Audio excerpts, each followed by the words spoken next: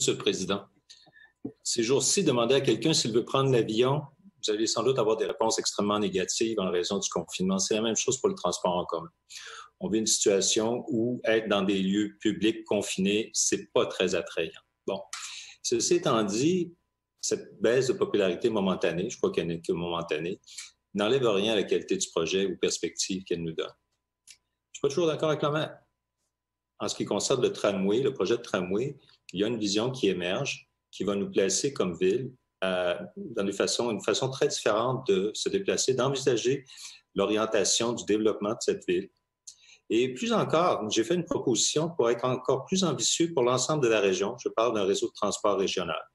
Je suggère la fusion de nos deux sociétés de transport pour une vision intégrée davantage et où on aurait un troisième lien sous-fluvial exclusivement consacré au transport en commun qui pourrait être un métro, qui permettrait ainsi un trajet plus court et qui possiblement nous permettrait d'obtenir un financement du gouvernement fédéral. Parlant du gouvernement fédéral, nous allons prendre fort prochainement des grands investissements, que ce soit par exemple le projet du pont de Québec. Il va falloir qu'on ait finalement une raison. Ça fait 10 ans qu'on attend. Donc, on puisse avoir un lien qui serait prioritairement pour le transport en commun. On parle de la tête des ponts, le spaghetti, le fameux spaghetti. Là aussi, il y a des investissements majeurs. Mais on devrait consacrer un espace pour des corridors réservés. Permettre, pourquoi pas, un trambus qui relierait le pôle Laurier, qui passerait par ces voies réservées, qui irait par le pont de Québec et ensuite vers le centre-ville. Ce sont des projets très ambitieux qui permettraient justement d'avoir un développement régional tourné résolument vers le transport en commun. Ce sont là des actes, des actions qui pourraient carrément changer nos façons de vivre, de se déplacer dans la grande région de Québec. En ce qui concerne justement les consultations que nous avons eues, il y a eu beaucoup d'informations, effectivement.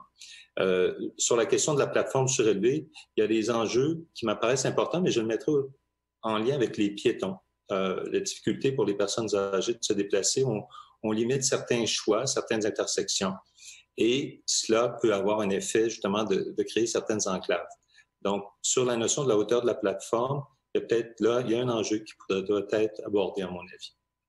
Je terminerai en parlant également des citoyens du secteur des chalutiers qui ont déposé une pétition ce soir.